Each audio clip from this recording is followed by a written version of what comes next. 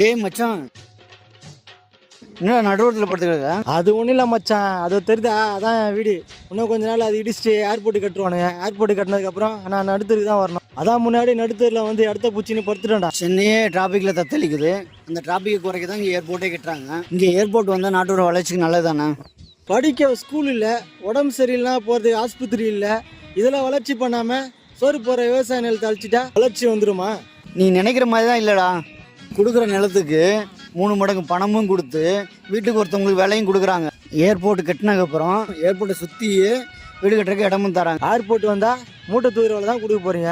என்ன ஃப்ளைட் ஓட்டுற வேலையாக கொடுக்க போகிறீங்க? ஏர்போர்ட்டு கட்டினதுக்கப்புறம் நானா ஃப்ளைட்டில் போக போகிறேன்? எவனோ போக போகிறான். எவனோ போகிறது என் இடத்த குத்துட்டு நான் இடத்துல நிற்கிறேன் தலையில் தான் இருக்கு. பார், யார் இந்த மண்ணை எடுக்கணும் வந்தாலும் என் உயிரை வேணா எடுக்கலாமே தவிர இங்கேருந்து ஒரு இப்படி மண்ணை எடுக்க விட மாட்டேனா.